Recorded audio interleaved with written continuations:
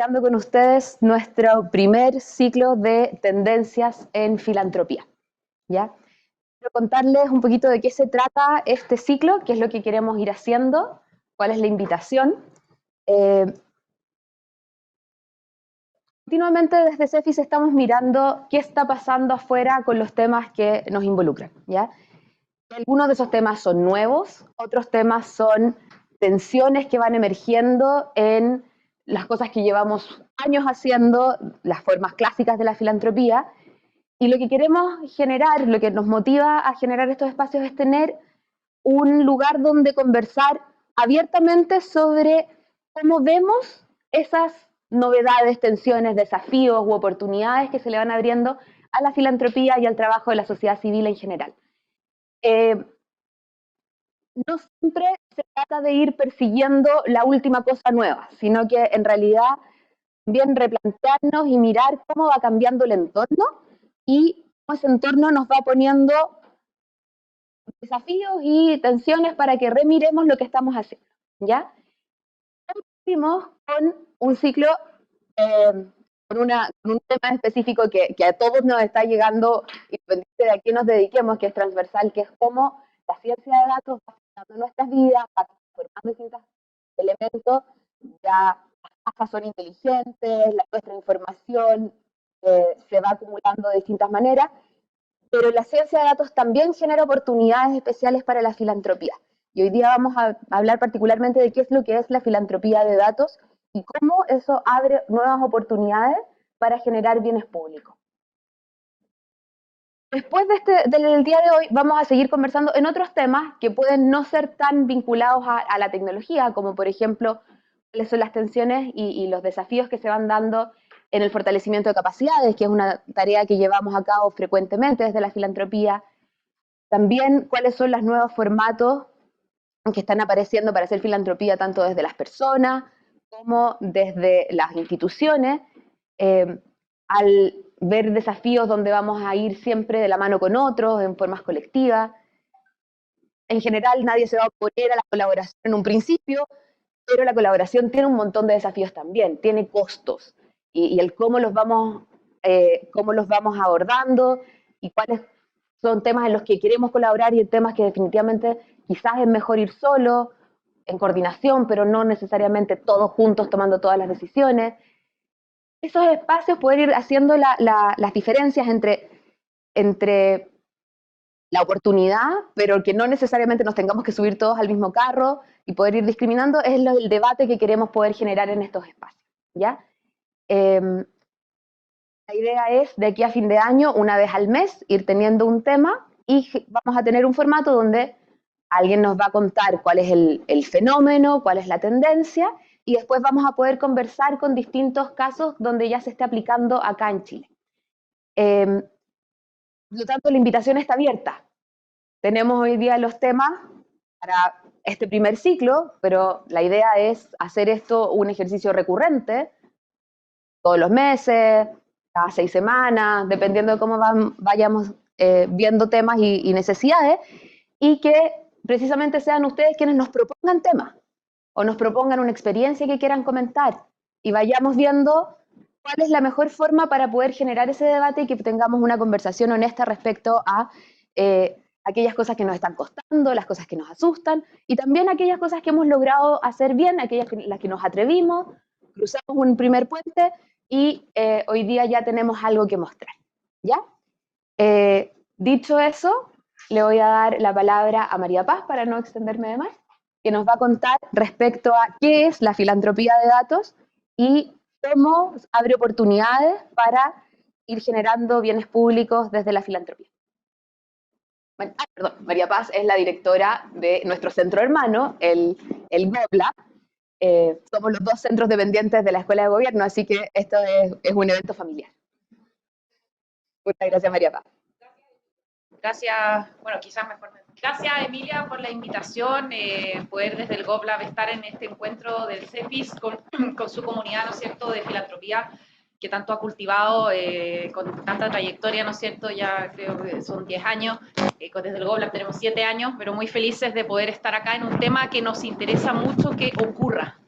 y de hecho cuando fundé el GovLab, hace 7 años, me acuerdo que conversé con el CEFIS y decía, oye, ojalá se hiciera más filantropía de datos en Chile.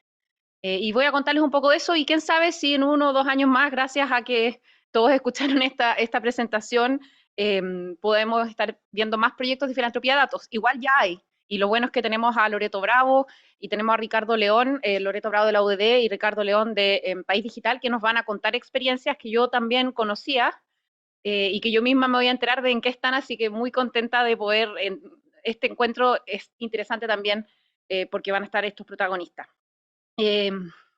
Bueno, ustedes conocen la filantropía, ¿no es cierto?, mucho mejor que yo. Yo igual he estado en directorios de 2 fundaciones y asesorando a otras.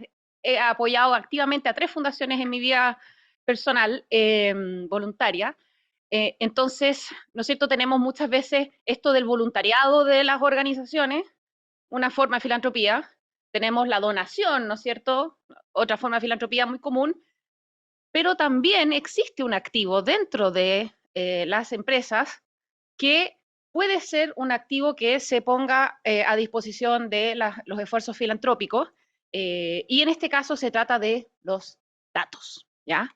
¿Y esto qué es la filantropía de datos? Bueno, es una forma emergente de colaboración en donde los datos específicamente de una entidad privada, ¿ya?, se usan en asociación con otras entidades que ahí empieza a ser bien variopinto, pero básicamente son gobierno, ONGs y mundo académico, o sea, centros de estudio, universidades, y se usan para el bien común, ¿ya? Entonces, el dato que ya muchas empresas saben que es un activo muy importante para generar valor, se convierte también en un activo para generar valor público, ¿ya?, o impacto social, etc. Entonces, esta definición viene de un grupo que se ha dedicado a estudiar esto muchísimo, donde yo trabajé antes de venir a la UAI entre el 2014 y el 2016, que es el GovLab de la NYU, de la New York University. ¿Ya? Y específicamente, quien sabe más de estos temas en el mundo se llama Stefan Verhulst, que de hecho estuvo en Chile, me acuerdo que lo trajeron por un proyecto de la UDD, ¿o no? Sí, así que, pero también, por supuesto, hay otras entidades, pero los que más han estudiado esto son desde el GovLab de la NYU, ¿ya? Entonces, ¿qué formas toma la filantropía de datos? Y esto es lo interesante. Hay 6 como tipologías, ¿ya? Y existe ya construida toda una gobernanza. Si ustedes se quieren meter en este tema, si salen de esta charla como sospechando que sus datos podrían tener valor público, hay metodologías para abordar esto. Hay comunidades de práctica de este tema a nivel mundial. Entonces, en ese sentido, ya tiene un cierto grado de madurez. Hay financiamiento incluso, hay entidades filantrópicas, por ejemplo, como data.org, que es de la Rockefeller Foundation y Mastercard, el Centro de Inclusive, no me acuerdo el apellido exacto, pero el Centro Inclusivo de Mastercard, que han financiado este tipo de cosas. O sea, esto es algo donde también hay filantropía para hacer colaboraciones con datos, ¿ya? Para hacer filantropía de datos mismas. Entonces, bueno, tenemos las cooperativas de datos, ¿ya? Las cooperativas de datos es como hacer una vaca de datos, ¿ya? Entonces, ponemos nuestros datos, los integramos en una misma base de datos porque nos genera valor el poner esos datos en común, ¿ya? Y obviamente esa nueva base de datos es accesible por los mismos que la crearon o puede ser por eso ellos mismos y otras personas, ¿ya? Tenemos los premios y desafíos. Esto quizás les suena, pero en el fondo tenemos un problema público, ponemos un premio, no sé, quien lo resuelva pueda, esto lo ha hecho mucho el gobierno, creo que también Walmart lo hizo la otra vez, pero el fin que creaban no era público. Pero bueno, se hacen, en el fondo uno dice, tengo este problema, quien gana y quien es capaz de resolverlo usando los datos, va a obtener este premio, ¿ya? Una forma muy simple como de innovación abierta. Realmente son desafíos de innovación abierta, pero usando datos y con algún tipo de incentivo económico.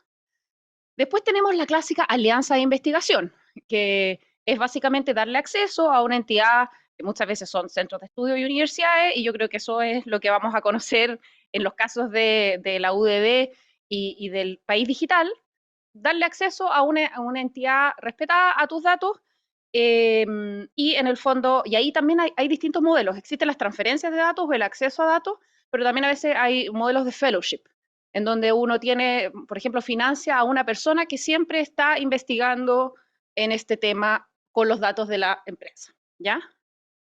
Tenemos los productos de inteligencia, que esto, por ejemplo, Facebook lo ha hecho bastante, perdonen. Facebook ha hecho esto de los productos de inteligencia, que es como analizar los propios datos de uno, generar algún mapa o algún indicador que sea de utilidad pública y ponerlo a disposición. De hecho, Equifax, creo que hace con la Universidad de San Sebastián, analizan datos que tiene Equifax y generan un indicador que no me acuerdo si era no sé, de morosidad, no me acuerdo.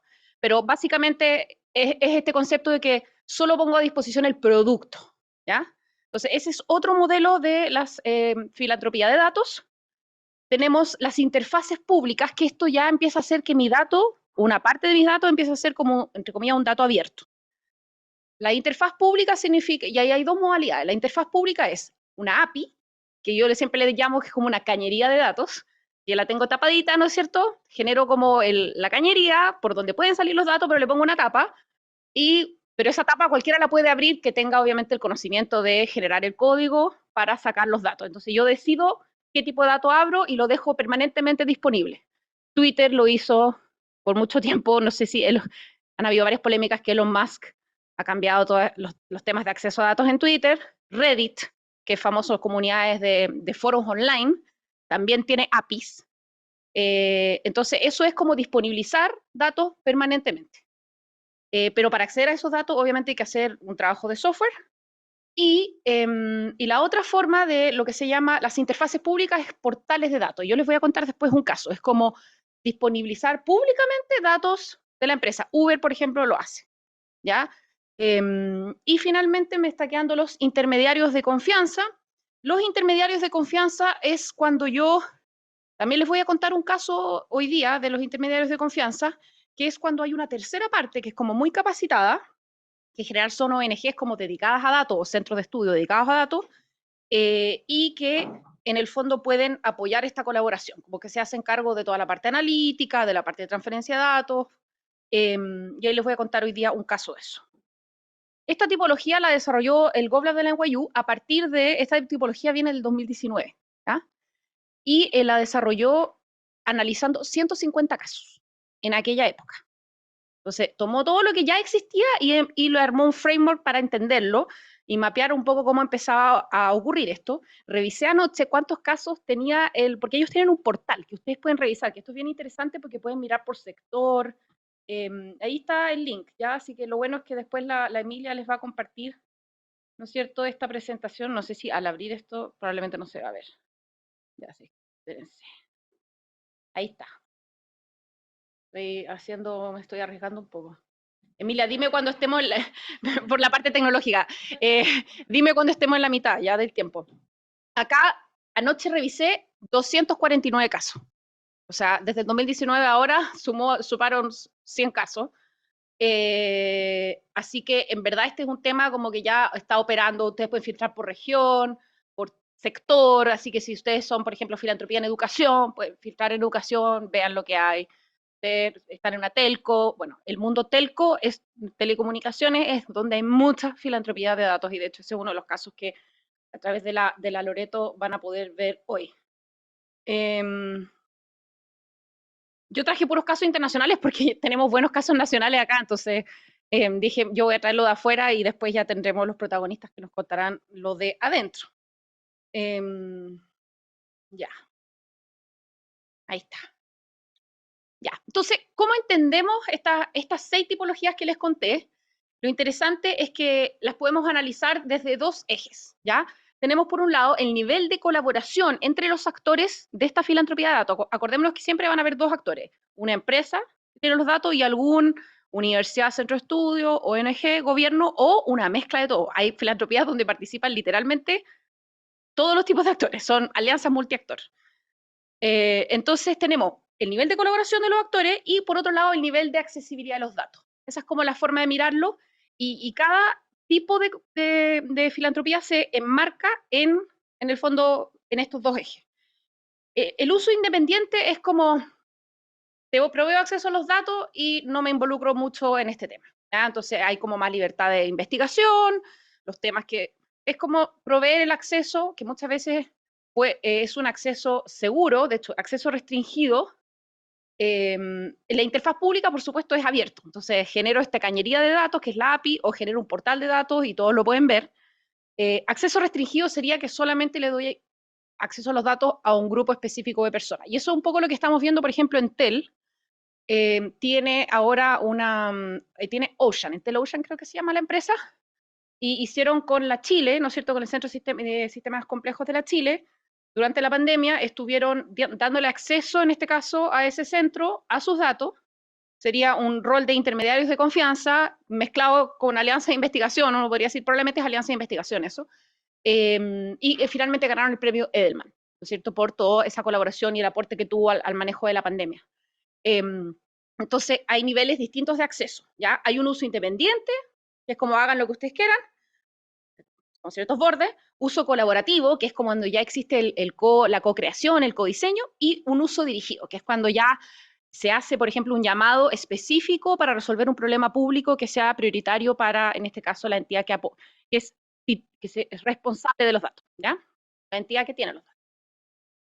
No hablamos de dueños de datos, o sea, la palabra es responsable de los datos, de acuerdo a la ley de protección de datos personales, pero en general así es lo que se dice. Y por otro lado está el tema del acceso, ¿no es cierto? O es acceso abierto o es restringido. Se ven muchos casos de acceso restringido, porque obviamente los datos son un activo. Entonces, es difícil para una empresa decir, van a quedar completamente abiertos. De hecho, en los casos donde se abren, jamás se abren todos, se abren agregados, por decirlo así. O sea, hay niveles, o sea, igual no hay un nivel de apertura completa. Y de hecho ahora hay toda una discusión a nivel mundial por Reddit. No sé si conocen Reddit porque es algo medio técnico, tecnológico, pero son como foros online de todo tipo de temas, ¿ya? Y son moderados por los propios usuarios y hay toda una discusión de que Reddit quería empezar a cobrar por el acceso a las APIs a algunos usuarios porque ya no querían que hubiera un uso comercial de esas APIs, ¿ya? Entonces ahí toda una discusión. Pero son cosas, anoche me estuve actualizando de eso y en el fondo, claro, el caso de Reddit, que había sido como todo un ejemplo, ahora está como ahí medio empantanado por este tema de a quién le cobramos o quién no le cobramos por acceder a las API. Ya. Ejemplos, y con esto tengo tres ejemplos y algunas reflexiones sobre los desafíos. Uber Movement, ¿ya? Esto es una tipología de interfaz pública, este es un portal que Uber le ofrece a los planificadores urbanos de las ciudades, ¿ya? Y tienen tres tipos de datos, tiempos de viaje, velocidades y movilidad, pero dependiendo de la ciudad donde está, es qué datos hay. Para Santiago solamente tiempos de viaje, para Londres están las tres cosas y uno puede empezar a meterse e investigar, ¿ya? Entonces, el fin es planificación urbana, los datos son los que tiene Uber. Flowminder. Este es el modelo de intermediario de confianza. Flowminder es una ONG sueca que es como una empresa de ciencia de datos, pero ONG, y se dedica a temas de crisis humanitaria y trabaja en desarrollo internacional. Entonces, por ejemplo, podría asesorar a, no sé, USAID o a la Agencia de Refugiados de la ONU, ¿ya? Entonces, ellos usan datos específicamente de telefonía móvil, de satélite y de encuestas. Y los han usado en cosas muy interesantes, por ejemplo, a mapear cómo se expande la malaria. Publicaron este mes información sobre los desplazados de las inundaciones de Haití, ¿ya? Usando los datos que tienen. Entonces son capaces de decirle al gobierno haitiano, mira, las inundaciones que están ocurriendo, que ocurrieron este mes en Haití, y salen con un producto súper oportuno, que me impactó, de cuánto se han ido desplazando las personas por el tema de las inundaciones, ¿ya? Se han usado en terremotos, labores de socorro en Nepal, con el terremoto del 2015, o sea, realmente esta es una de las organizaciones como muy establecida en el mundo humanitario. Y finalmente tenemos a Facebook, que tiene una iniciativa que se llama Data for Good, y que este es el concepto de alianza de investigación, aunque parece que también tiene una parte que es como interfaz pública, pero lo más sustancial que han hecho es alianza de investigación. Tienen, por ejemplo, con la Universidad de Bristol, hicieron estimaciones sobre el impacto económico de la pandemia del COVID, a partir de información sobre aperturas y cierres de los negocios en el mercado de Facebook, y también con la Universidad de Maryland lanzó Facebook una encuesta a nivel mundial y con esos datos de la encuesta la Universidad de Maryland, por ejemplo, empezó a investigar temas de incertidumbre alimentaria en distintos países. Entonces, bueno, y hay una iniciativa de Johns Hopkins que hicieron con el tema del COVID. O sea, básicamente Facebook es muy activo también en esto. Finalmente, ¿cuáles son los desafíos? Yo creo que aquí Loreto y Ricardo nos van a contar. Tenemos desafíos en las diferencias de las instituciones, ¿cierto? O sea, aquí tenemos como tipologías y etos y culturas muy diferentes que se juntan y que eso genera, por supuesto, desafíos de colaboración que ustedes, me imagino, han vivido muchas veces. Tenemos desafíos de privacidad reputacionales. El temor de que el dar acceso a los datos pueda significar algún tema de protección de datos personales o que quizá exponer algo de mi organización que yo no quiero que esté en la luz pública. Hay temas de adopción de capacidades tecnológicas que tiene que ver con por supuesto, toda la infraestructura técnica que esto requiere, que ahora se ha ido resolviendo mucho más con los temas de la nube, y también los modelos de gobernanza. De hecho, en eso hay bastante trabajo, pero se requieren personas capacitadas y formas de colaborar para lograr estas alianzas. Se habla de un nuevo rol que es el Data Steward, que es la persona que está dentro de una organización que hace filantropía y que quiere hacer filantropía de datos, que es el que va a impulsar esto y el que va a resguardar también el que los datos se usen de manera adecuada. Y ahora incluso hay capacitaciones para los data stewards y es todo un mundo, digamos, este mundo de la filantropía es un mundillo en sí. Y bueno, con eso dejarlos invitados a hacer esta filantropía de datos, a considerarlos si sus datos tienen ese valor público y muy entusiasmada con conocer lo que va a comentar los colegas que han hecho esto en Chile. Eso. Le vamos a dar la bienvenida a Loreto Bravo. Loreto es la directora del Instituto Data Science de la Universidad del Desarrollo. Es doctora en Computer Science de la School of Computer Science de Carleton University de Canadá y Ingeniera Civil Industrial de la Universidad Católica de Chile. Y tus publicaciones recientes, que la verdad no pude entender mucho de qué se trataban, tengo que ser honesta, pero vi que tenía que ver con temas con integración de bases de datos complejas y data warehouses, o sea, con cantidades monstruosas de información. Quizás soy yo, porque estoy leyendo el teléfono. Ya, perfecto. Y nuestro otro invitado hoy día es Ricardo León, que es ingeniero civil industrial de la USACH, máster en Ciencias de la Ingeniería, investigador y actualmente director del Centro de Estudios Digitales de Fundación País Digital.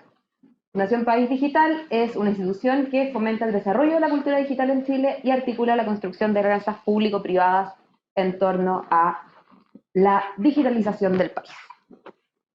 Nos iba a acompañar hoy día también, y lo voy a justificar muy justificado, ¿está? Hans Rosenkranz, que es el director ejecutivo de la Comunidad de Organizaciones Solidarias. Hans nos iba a venir a comentar sobre un proyecto de filantropía de datos, que de hecho cuando me lo comentó no tenía claro que era filantropía de datos, que es un proyecto precisamente de la tipología de alianzas para investigación, que en este minuto es absolutamente algo que es muy necesario para el sector, que es abrir la información de la FECU social a la investigación, de tal manera de poder dar con las alianzas de distintas universidades o entes de estudio, digamos, casas de estudio, un análisis a la transparencia, a las fuentes, a los recursos del quehacer de fundaciones y ONGs en Chile, tema que en estos días ha estado tremendamente golpeado, y la justificación de Hans es que precisamente hoy se reunía en este mismo horario, ayer en la tarde lo llamaron a reunirse con el ministro Lizalde, precisamente para conversar cómo trabajamos en alianzas conjuntas para resolver esta crisis de probidad que se nos ha generado debido a los casos de Antofagasta. ¿Ya?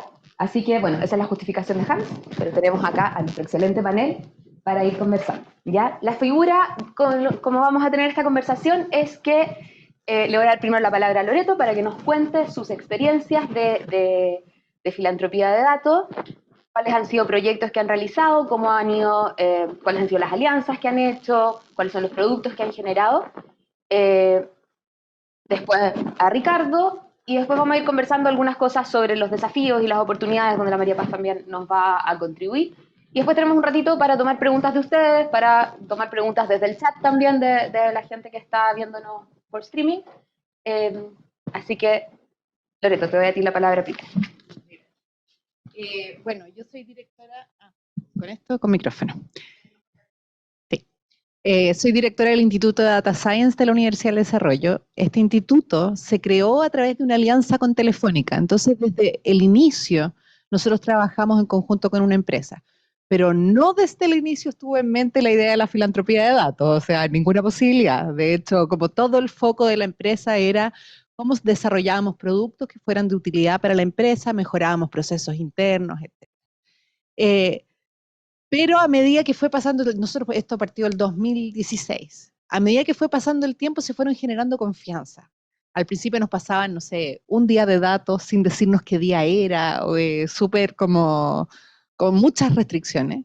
Y al pasar el tiempo empezaron a entregarnos más datos, por supuesto los datos están anonimizados, nos empezaron a entregar más datos y empezaron a abrirse a la posibilidad de que nosotros hiciéramos proyectos de otro tipo con esos datos. En el fondo, mientras sentían que había seguridad en cómo gestionábamos los datos y que también había una comunicación fluida con la empresa donde ellos sentían que nosotros no nos íbamos a arrancar con los tarros, así. O sea, que cada vez que fuéramos a publicar algo, o ya sea en las redes, o que fuéramos a publicar algo científico, que ellos iban a estar en el loop. Entonces ellos, como se fue generando confianza en este sentido, y así fue como estamos llegando ahora, que pasada la pandemia y todo, les voy a contar los proyectos que hicimos en pandemia, pero ahora nosotros tenemos más datos que Telefónica, ¿ya? Lo que es un poco curioso. ¿Y por qué es esto? Porque Telefónica, los datos viejos, los guardan en frío, por decirlo de alguna forma. No tienen acceso fácil a ellos. De hecho, si quieren acceder a datos de hace 3 años, tienen que hacer una solicitud, se demoran meses. Nosotros como Instituto de Data Science tenemos los datos desde el 2018 de los registros de telefonía, y ahora si necesitamos hacer proyectos de bien social, nos apoyan en hacer uso de esos datos. Entonces, ¿qué tipos de proyectos hemos realizado? Antes de la pandemia hicimos un estudio para entender cómo se movían las mujeres dentro de la ciudad de Santiago, dentro de la región metropolitana. Entender un poco la diferencia entre cuánto se movían los hombres y cuánto se movían las mujeres, y si es que había un impacto en tener acceso al transporte público. Entonces hicimos ese estudio, se publicó, y quizás podríamos haber hecho más esfuerzo en difusión. En el fondo, en ese momento lo dejamos como el paper científico y cosas por el estilo, pero estábamos recién metiéndonos en el mundo de cómo podemos afectar o aportar a las políticas públicas con los resultados que tenemos. Y cuando llegó la pandemia, dijimos, pucha, tenemos acceso a estos datos, sabemos interpretar movilidad, y se nos ocurrió el diseño de este índice de movilidad que tenía varias gracias porque se podía calcular súper rápido, no era calcular viajes, era calcular como cuánto se movían los saltos entre antenas, los contábamos, y de esa forma sacamos un índice de movilidad, y ahí tuvimos que juntar a varias partes, porque por un lado teníamos los datos de Telefónica y la autorización de Telefónica de poner estos datos a disposición. Por otro lado estaba el interés del gobierno de tener acceso a estos datos. Y la otra patita era, necesitábamos financiamiento, necesitábamos poder financiar, tener equipo dedicado a hacer esto, porque parece broma, pero a nosotros nos llamaban intendentes y cosas así, no sé, 11, 12 de la noche, como necesito para mañana este dato, y todos corrían en el fondo. Era de verdad un trabajo conjunto muy intenso. Y ahí se sumó Cisco, que fue también súper interesante, como ellos dijeron, ok, nosotros no tenemos datos para aportar en esto, pero sí estamos interesados en que esto resulte, y apoyaron. Entonces así es como salió el índice de movilidad Telefónica, UDD y Cisco, y lo publicamos en forma regular en la página web del Ministerio de Ciencia. O sea, esto también fue un trabajo conjunto con el gobierno. Y para no alargarme mucho, los siguientes proyectos que les puedo contar en más detalle si después tienen preguntas. Hemos trabajado también con Telefónica y Paz Ciudadana en hacer un índice de riesgo, tratar de entender las correlaciones entre movilidad y delito, y de esa forma también estamos trabajando con Carabineros para poder determinar mejores estrategias de patrullaje. Y tenemos otro proyecto con el gobierno regional de la región metropolitana para entender cómo se está moviendo la gente en la ciudad, en el centro, especialmente en el eje Alameda-Providencia, para ver cómo podemos mejorar el ambiente, cómo está todo ahí, y también la implementación de una ciclovía metropolitana. Esos son como algunas cosas que hemos Ricardo, dale, después vamos juntando la conversación. Perfecto, ¿qué tal? Muy buenos días a todos.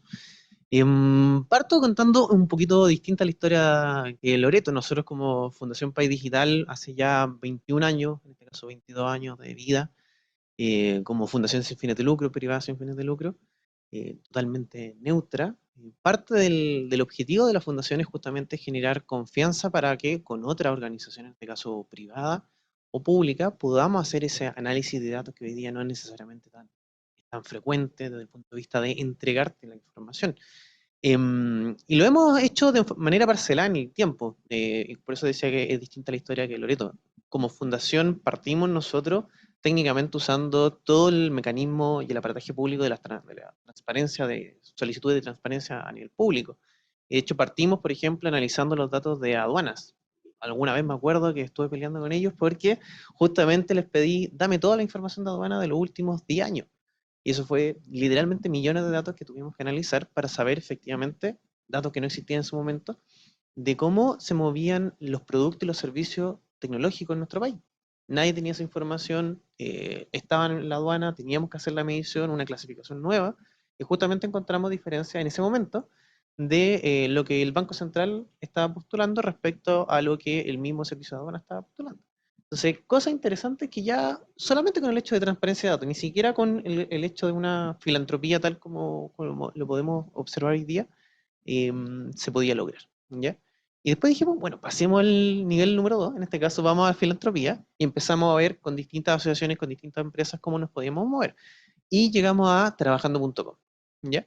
Y el objetivo de la bolsa de empleo en particular, y ahí le agradezco a Ramón que se movió súper bien con nosotros en ese caso, fue Ramón Rodríguez, así es, y fue justamente decirles, oye, sus datos son súper valiosos porque nosotros como Fundación País Digital queremos saber efectivamente cómo se mueven los empleos, la demanda en este caso, de todo lo que tenga que ver con lo digital. Hay mucho de lo que se habla normalmente y se sabe muy bien a través del diplomado justamente que existe una brecha, en este caso de capital humano avanzado en temas digitales. Y eso es algo que no solo existe en Chile, sino que a nivel mundial. Y a través de la bolsa de empleo uno podría empezar a cuantificar cómo se viene esa brecha o cómo se están generando las postulaciones, cómo están generándose los avisos. ¿Quiénes postulan? Hombres, mujeres, de qué edades, cómo están los sueldos, cómo está la distribución geográfica de todo eso. Y parte de lo que nosotros hicimos con trabajando.com fue justamente analizar la base de datos. Ahí, como mencionaba María, hicimos una alianza de investigación. Y literalmente le dijimos, si nos puedes pasar la base de datos completa, genial. Y de hecho fue una entrega totalmente de confianza con trabajando.com, un convenio, un NDA completamente fuerte y riguroso para que podamos hacer este ejercicio. Y encontramos algunos datos. De hecho, aquí solamente me va a dar voy a buscar. Sí, un non-disclosure agreement en particular, y dice este documento que es muy, muy técnico, en el cual nosotros, ¿cómo y quién debe regular el uso de los datos dentro de la organización? Si yo te paso una base de datos, ¿quién se hace cargo de esa base de datos? ¿Cómo está el mecanismo dentro de la organización para resguardar esos datos? Que es el concepto casi del data steward, como tú lo mencionabas. Pero tiene que decir explícitamente quién va a manejar esa información bajo qué mecanismos. E incluso está declarado dentro del documento qué pasa si hay un filtro de información y quién se hace cargo de ese filtro de información, ¿ya? Entonces tiene que estar todo reglamentado y eso también es parte de lo bueno de hacer esto por escrito, ¿cierto? Y justamente aquí está el paper. Tuvimos que hacer el análisis de más de 12 millones de postulaciones, técnicamente más de 1.400.000 postulantes y más de 250.000 avisos de los últimos 10 años en trabajando.com para poder ver cómo se movía la estructura de avisos laborales referentes a temas tecnológicos. Y en particular yo creo que hay varios hallazgos ahí, temas de, por ejemplo, cómo estaban postulando las mujeres a avisos tecnológicos. Y sabíamos que en general en la brecha de capital humano avanzado en temas digitales no hay tantas mujeres como hombres, de hecho hay 8 o 9 hombres por cada una mujer en la industria tecnológica, esa es más o menos la brecha, y eso también se refleja en las postulaciones. Lo peor es que generalmente en las postulaciones el aviso no necesariamente viene con el formato más inclusivo desde el punto de vista de la escritura, cuando uno analiza el texto. Entonces uno dice, en particular, ingeniero en algo, programador en algo, y no necesariamente la chica en ese momento, puede ser una persona de practicante de alguna carrera técnica a nivel superior o de educación superior como universitaria, no necesariamente se acopla mentalmente con la escritura que está mencionada en esa forma o en ese aviso. Pero también podemos ver la estructura geográfica, concentrada principalmente en la región metropolitana. Aun cuando los avisos y la forma de que estaban postulados mostraban que es un empleo altamente competitivo, tampoco nos encontramos, y algo que le comentaba a María Paz, es justamente no hay tantas personas que postulaban esos avisos de trabajo. Entonces, parte del objetivo también era ver cómo no solo estaban dándose los avisos de trabajo referentes a temas laborales tecnológicos, sino que también quién eran los que estaban postulando. ¿Ya? Y notamos también que justamente dijimos, como hipótesis, ojalá hayan cientos y cientos de personas postulando a un aviso que tenga que ver con un analista programador o un ingeniero informático y similares. En la práctica no es así, ¿ya? Por lo menos a través de los datos. Entonces estamos viendo que efectivamente sí hay referentes o sí hay indicios de que la brecha de capital humano sí existe, pero también tenemos restricciones que los mismos avisos nos colocan. Y esta es la parte interesante, porque justamente piden cierto nivel de, yo le digo, el cartón.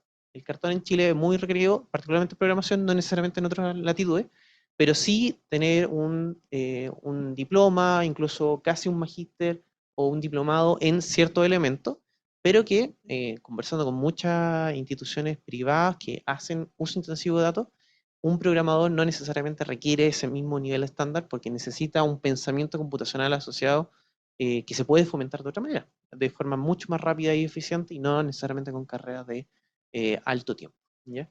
Así que eso es un producto que quería comentarle y vamos a ir conversando. Justamente ahora también otras cosas que estamos haciendo es con emprendimiento a nivel del ecosistema. Y parte del objetivo es justamente conocer desde el punto de vista de la incubadora y aceleradora cómo se está moviendo el ecosistema, dónde están invirtiéndose, qué se están generando, cuáles tecnologías se están haciendo. Y esa información que hoy día también está desde el punto de vista bien afiatado y resguardado de algunas instituciones, pero que hoy en día, nuevamente, por el beneficio de ser una fundación neutra y respetada en el ecosistema, estamos logrando también obtener esa información.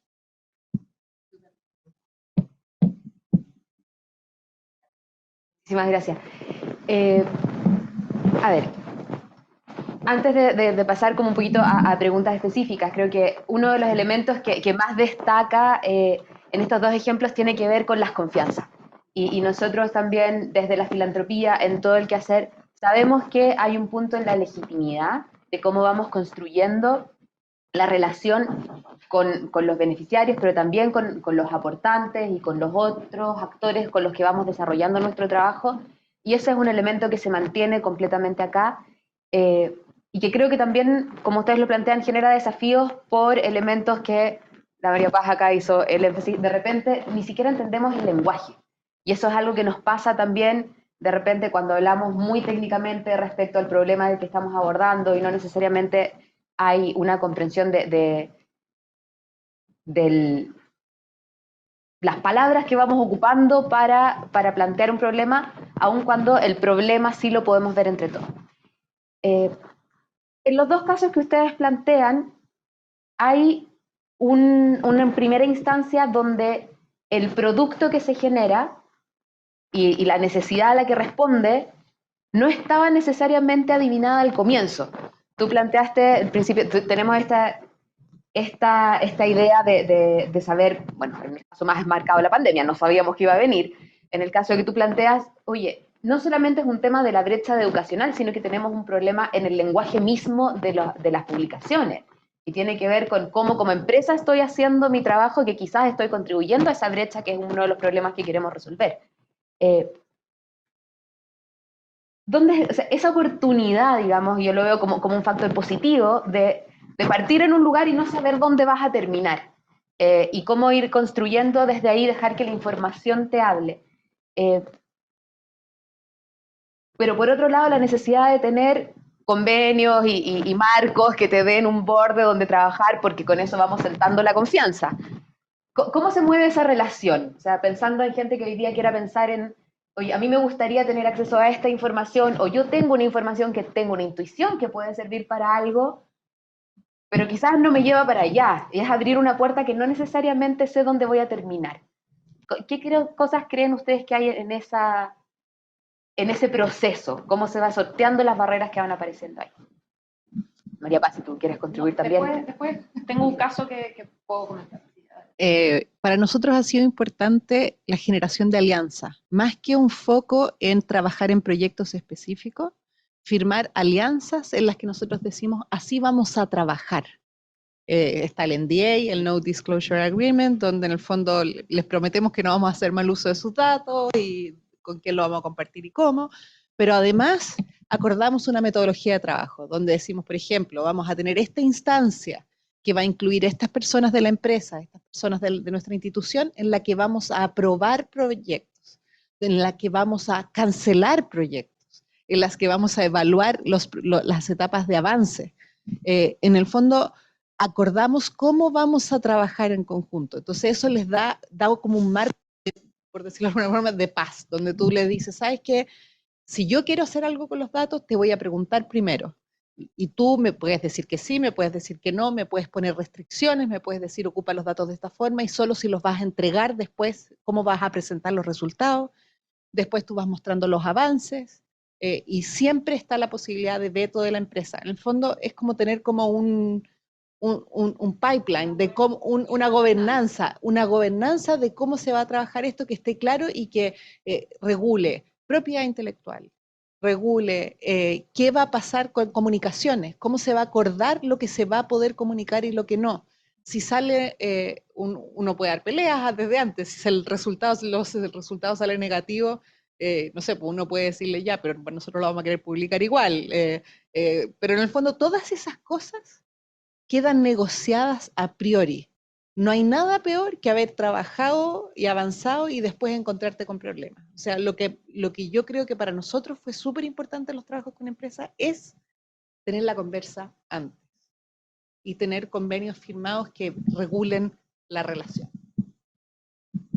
Nosotros, desde el GovLab, que existe desde principios del 2017, uno de nuestros primeros proyectos fue de filantropía de datos, fue una alianza que tuvimos por 2 años y medio con Entel,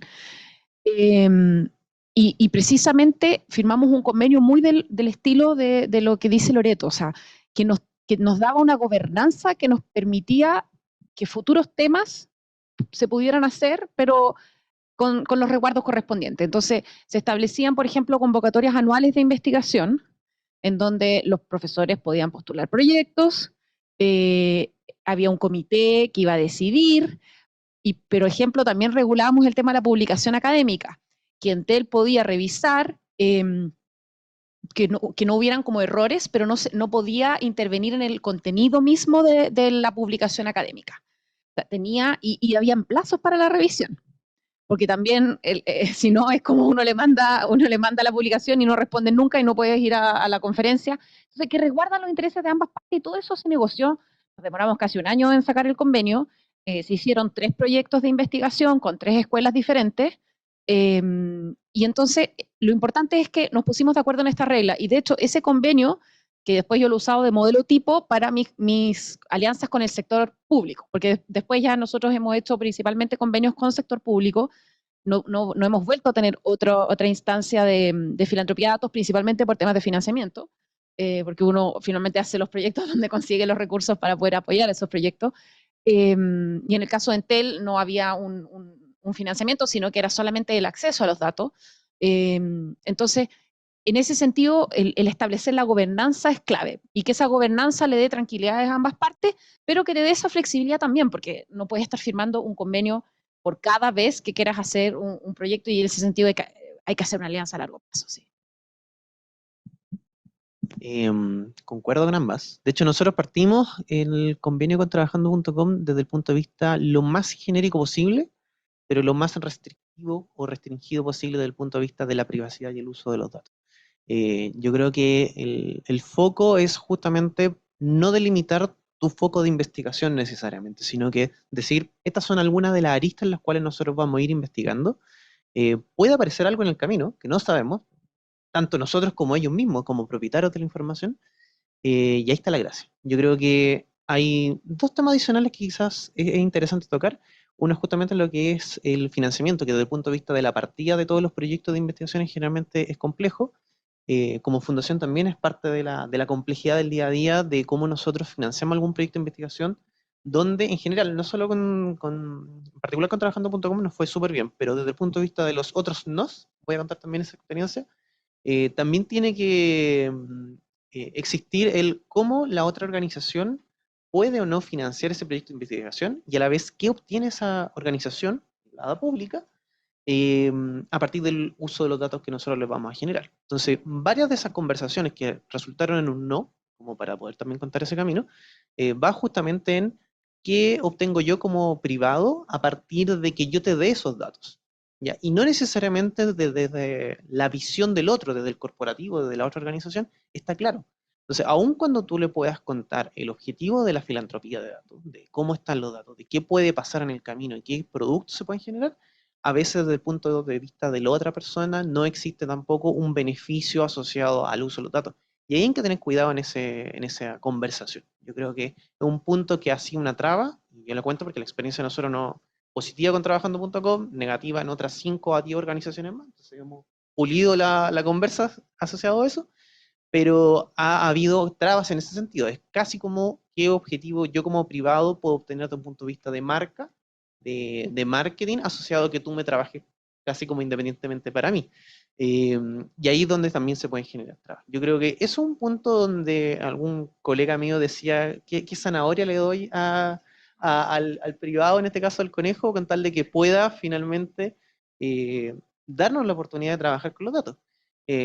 Yo creo que uno de los beneficios que hicimos con Trabajando.com y que quedó súper explícito también en el análisis, en el convenio, es decirle, nosotros si pillamos o encontramos alguna cosa que ustedes pueden mejorar, te lo vamos a decir. Y de hecho, parte de, por ejemplo, de la estructura de la base de datos, de cómo se estaban digitando cosas, las variables, la forma de escribirlo, la forma de segmentarlo, todo puede ser mejorable. Entonces, cualquier cosa que nosotros pillemos que pueda ser un beneficio para la estructura de tu información y que en paralelo, en el futuro, si analizamos tus datos, también va a ser beneficioso para nosotros, te lo vamos a decir, ¿ya? Y ese es el ejercicio también que uno puede contribuir. Nosotros nos pasó lo mismo con Entel. Nos dieron solo 6 meses de datos, también, por supuesto, anonimizados. Y le aportamos bastante, era como, oye, estamos viendo estos datos. Ah, ¿en serio? Y después ellos hicieron acciones de mejora, se dieron cuenta de cosas, y me imagino que Loreto que lleva... Sí. Entonces, de verdad que se puede, pero yo creo que hay un beneficio reputacional importante, también hay un riesgo reputacional, pero la literatura internacional de investigación de la filantropía de datos ahonda mucho en este tema y efectivamente hay que buscar un alineamiento de incentivos. O sea, y hay divergencia, así que ese es uno de los desafíos de este tema. Claro, nosotros con todo lo que hicimos con Telefónica en el tiempo de pandemia, nosotros también estábamos súper preocupados y Telefónica como decía, no importa, estamos tranquilos. Pero al final hicimos un valorizado de prensa por todas las noticias que salieron de 6.000 millones de pesos en un año. Y en eso aparece el índice de movilidad Cisco, UDD, Telefónica. Entonces, ellos con eso quedaron en llamas. No se lo esperaban en el fondo, pero cuando vieron eso, entonces yo creo que también cuando uno hace este tipo de proyectos, la visibilidad que uno se preocupa de darle al proyecto es una cosa importante. Uno no puede ser un afterthought, no puede ser algo, no, uno tiene que realmente planificar cómo vas a comunicar lo que hiciste, cómo las noticias, hacer un evento, en el fondo generar visibilidad respecto a la buena onda también de la empresa, no solo de los resultados, sino que también de que se comprometieron, en el fondo, cómo devolver un poco la mano a la empresa que estuvo dispuesto a darte los datos para poder hacer cosas. antes de abrir las preguntas, no, obvio, desafíos tenemos y ustedes han ido viendo rutas de cómo resolverlo, pero también acá estamos partiendo. ¿Cuáles son las oportunidades que ustedes ven? Así, si tuvieran que elegir cada uno una, y después damos la palabra a preguntas y ahí pueden explayarse un poquito más. Si tuvieran que decir como la oportunidad que ven hoy día en Chile, explorada, si tuvieran que pensar cuál es la base de datos con la que a ustedes les encantaría meter la mano y hacer un proyecto. Yo veo mucha oportunidad en salud. Está bastante maduro a nivel internacional las técnicas, por ejemplo, en reconocimientos de imágenes, en enfermedades, como apoyar la detección de enfermedades. Hay bastante madurez como de las metodologías, ¿ya? Y una comunidad científica, por supuesto, médica, seria en Chile, muy seria, de investigación. Entonces, si pudiéramos lograr, por ejemplo, que las clínicas compartan imágenes y el sector público. O sea, aquí sería una filantropía de datos donde están las clínicas privadas, el ministerio, los hospitales, ¿no es cierto?, los servicios de salud, en algún tipo de enfermedad, en alianza con investigadores, medicina súper seria, yo veo ahí, y que las técnicas de análisis de imágenes están maduras para detectar, no sé, en radiografías, cáncer o qué sé yo, que se puede hacer etiquetado de datos. O sea, yo ahí veo un potencial gigante. Pero tiene que ser datos de distintos lados para que evitar sesgos, ¿no es cierto?, poder tener buena representación de distintos tipos de población. Yo ahí veo mucho, mucho potencial. Complejo, pero mucho potencial. Y yo creo que con imágenes sería mejor porque, bueno, hay ciertas ventajas como del tipo de datos. Bueno, el único problema es que son pesadas, así que había un desafío técnico, pero no fichas clínicas. Yo creo que imagen podría ser, se pueden anonimizar de manera simple. Entonces, podemos, como la cosa de privacidad se puede abordar, es como abordable. Y el beneficio es gigantesco. Entonces, podríamos usar alguna enfermedad relevante en Chile. Yo ahí, mucho potencial. Me encantaría hacer ese proyecto, por si acaso. A mí me interesa mucho tratar, bueno, estamos en conversaciones con Telefónica en Latinoamérica, en otros países de Latinoamérica, para poder entender mejor los desafíos de migración. Estamos hablando con Telefónica Colombia y de a poco entusiasmando a otros países que se sumen para compartir datos a nivel latinoamericano, para ver si podemos entender más un poco el fenómeno de migración, no solo entre países, que hay muchos desafíos técnicos de cómo hacer eso, pero sí de migración interna, debido a tanto temas como pandemia como temas de calentamiento global. En el fondo, cómo se está moviendo la gente dentro del país, pasando zonas rurales o moviéndose hacia el sur o hacia el norte, dependiendo del país, entender un poco las dinámicas de movilidad. Yo iba a mencionar a la industria financiera, en particular a la banca. Yo creo que uno de los beneficios que hipotéticamente vamos a tener con Ley Fintech y Open Banking es justamente hacer un estandarizado de datos y una interoperabilidad de los datos, ¿cierto?, entre distintos tipos de servicios, más las propias privadas, en este caso emprendimientos fintech. Ellos están acumulando una muy buena cantidad de información asociado al tipo de producto financiero, en este caso, que se le está dando a cierto público, que en general no es tocado relevantemente por alguna oferta. Estoy hablando, por ejemplo, de gente migrante, estoy hablando de mujeres que son dueñas del hogar, no necesariamente son parte del producto cotidiano financiero, adultos mayores o incluso gente en caso de ruralidad, por ejemplo, temas con la agricultura, no necesariamente es un punto de foco que pueda ser tocado a partir de la industria bancaria. Y al observar el desarrollo de la industria fintech, uno ve que justamente esos son los focos donde hoy día se va desarrollando la industria. Entonces, poder contar también con esa información y ver justamente cómo va avanzando el concepto de inclusión financiera es muy, muy interesante para el país.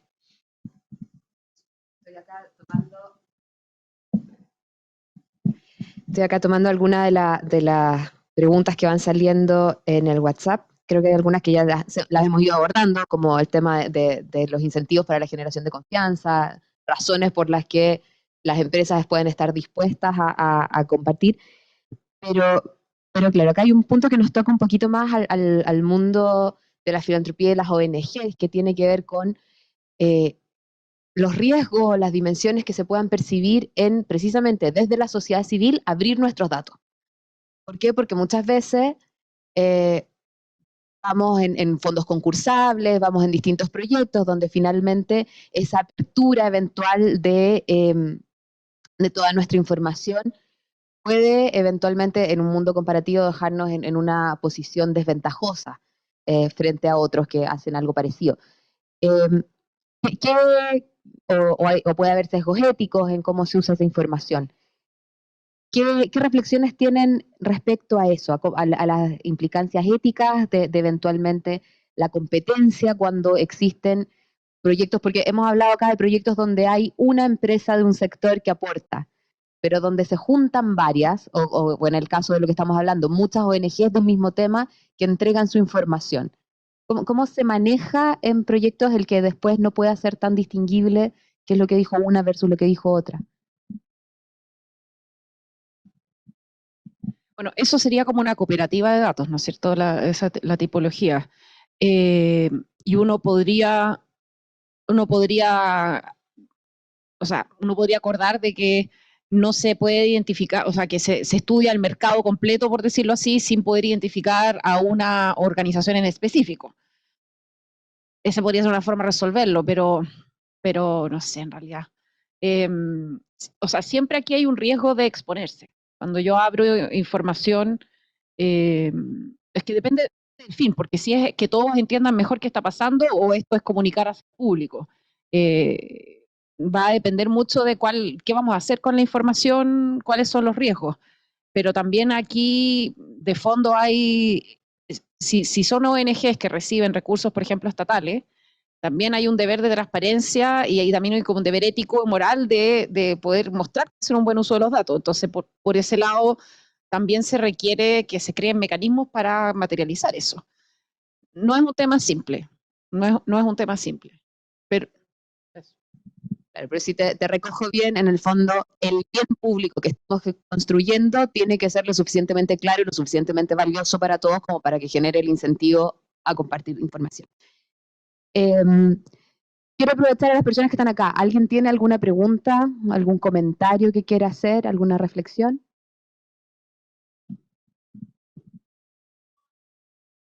Es que para que te escuche la gente que está en la transmisión.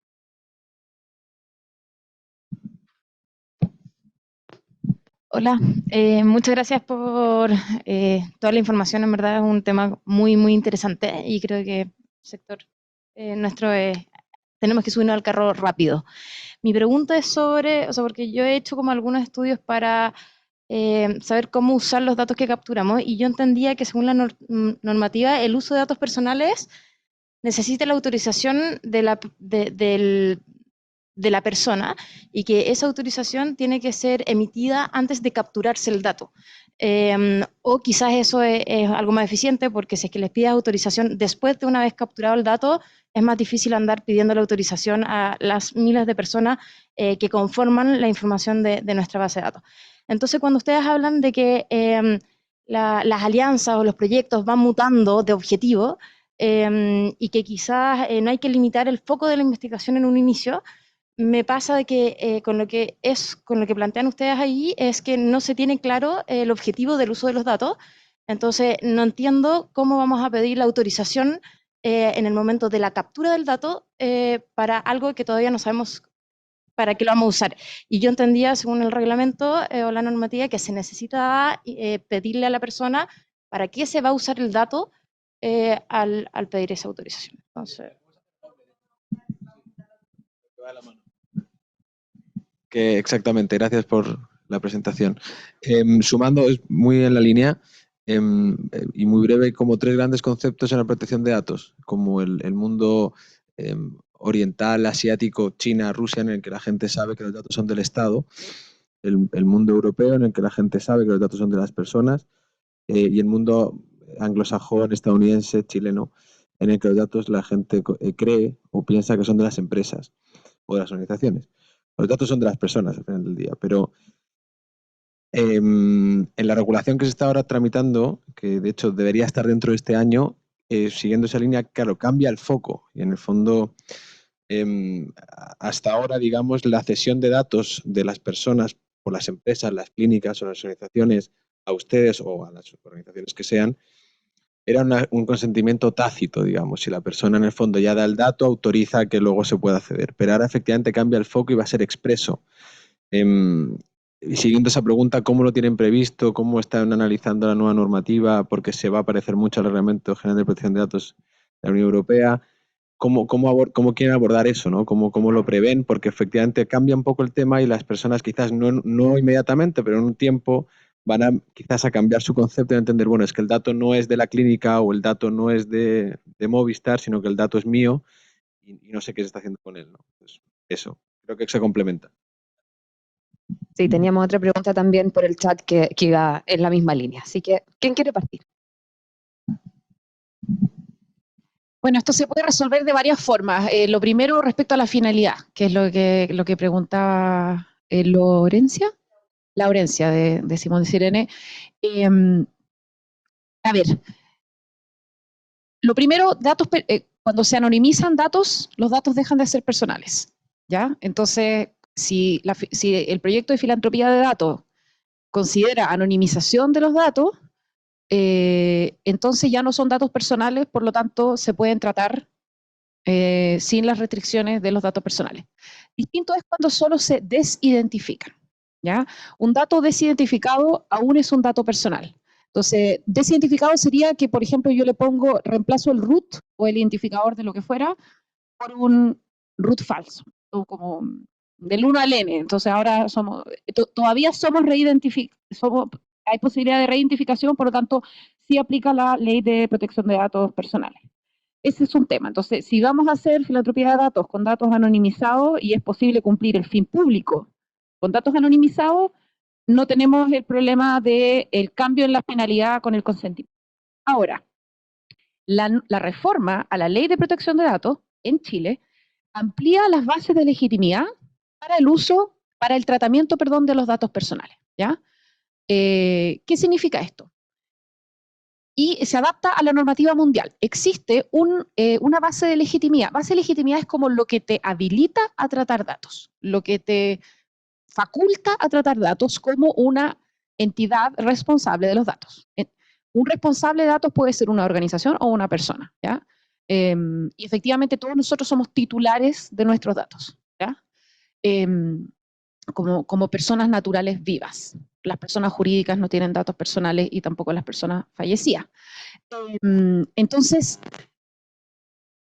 las bases de legitimidad, en el mundo es muy normal que exista una base que se llama el interés legítimo y también el interés público, ¿ya? También existen bases de legitimidad para la investigación científica. En la ley chilena actual, que es del año 99, esto no está explicitado, pero sí en el proyecto de ley que se viene, ¿ya? Y también la nueva ley reforma la ley de protección de datos. Yo cuento todo esto porque el GovLab participó muy activamente y participa muy activamente en la discusión. La subdirectora del GovLab, que es Romina Garrido, estaba con la impresión de las comisiones parlamentarias y todas las semanas nos estábamos ahí propusimos una invitación, propusimos a parlamentarios y finalmente quedó en la ley un ajuste para promover la investigación científica con datos.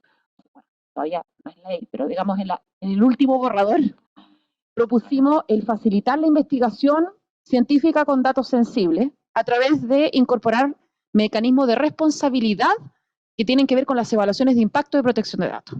Entonces, en un futuro, la nueva ley nos va a habilitar a hacer investigación con datos personales, con datos sensibles, con medidas de responsabilidad que, por ejemplo, incluyen las evaluaciones de impacto de protección de datos, que son metodologías de levantamiento estructurado de riesgos, determinación de medidas de mitigación de riesgos responsables y luego en el fondo manejo es la misma como cultura de los auditores, de mapear los riesgos, gestionar los riesgos, bueno, eso mismo, pero en protección de datos, ¿ya? Y esto se va a exigir, va a ser necesario para poder hacerlo, y la Agencia de Protección de Datos que se va a crear, cuando vea algún caso, si existen estas medidas de responsabilidad, incluso si hubiera finalmente igual un problema como de protección de datos, las sanciones serían mucho menores porque se habrían implementado modelos de responsabilidad, ¿ya? Entonces, uno va a poder hacerlo muy responsablemente. Entonces, a los mismos modelos de gobernanza que hoy existen, se van a tener que agregar otras medidas, pero esto se va a poder hacer. Y las bases de legitimidad legales van a existir, se van a formalizar y son las mismas que existen en otros países. Estoy pensando en los proyectos donde no se logra anonimizar los datos, que distinto es cuando ya se anonimizan. Pero es que muchos proyectos, para lograr el bien público, no podemos anonimizarlo, pero sí podemos desidentificarlos. Entonces, de que se puede, se puede. Ese es como mi punto. ¿Se va a poder con la nueva ley? Sí. ¿Va a ser más costoso? Sí, porque va a haber que hacer todas estas medidas de responsabilidad, pero está bien, porque en el fondo tenemos que proteger los datos y también tenemos que, la idea es poder usarlos. Si la ley de protección de datos no es para guardar los datos, es para poder tratarlos de manera responsable. Y eso yo creo que es bien importante. Nosotros, por ejemplo, los proyectos que trabajamos con Telefónica, Telefónica es una empresa internacional y de hecho se ajusta a la ley europea. Nosotros acá hemos trabajado ajustándonos a GDPR. O sea, no es que estemos aprovechándonos de que en Chile todavía no tenemos buena ley. Así que, y yo creo que en general las empresas son bastante cuidadosas al respecto. Y si no son cuidadosos ellos, como nos ha pasado con otras empresas que nos dicen, no, les pasamos los datos sin anonimizar, si confiamos en ustedes. Yo les decía, no, yo no recibo ni un dato sin anonimizar, no los recibo. En el fondo, y les enseñamos cómo anonimizar, le hacemos el código, les explicamos cuál es la semilla, cómo tienen que hacer el proceso y cosas por el estilo. Así que... Muchas gracias, Loreto. Bueno, estamos pasados 2 minutos, ahí me están cortando, vamos, así que, bueno, les voy a agradecer a todos su presencia. Quiero dejar con una reflexión de que efectivamente tenemos desafíos para poder avanzar en la sociedad. Precisamente son, como decía María Paz, la mayor normativa al respecto también hace que sea más transparente y sea más fácil ir generando las confianzas porque vamos generando marcos comunes.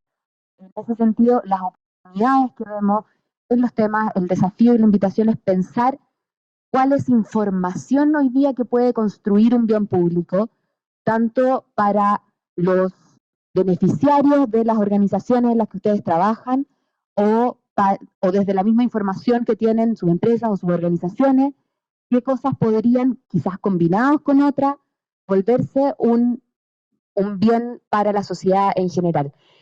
Como les decía al principio, esta es la primera de varias charlas donde vamos a ir abordando distintos temas. Los quiero dejar invitadas a la próxima, que va a ser el 27 de julio. El 27 de julio, mismo lugar, mismo canal. Esta presentación también va a quedar en el canal de YouTube de CEFIS, para que la puedan revisar después también. Pueden volver algunos datos que son más técnicos. La presentación de María Paz va a estar ahí también. Y lo que vamos a trabajar en la próxima sesión tiene que ver con financiamiento colaborativo. Financiamiento colaborativo desde las personas, desde las instituciones, desde la banca, cómo los distintos modelos que van apareciendo nos van permitiendo ir creciendo las ambiciones de los proyectos que se hacen. Así que esa es la invitación y nos vemos entonces en un momento.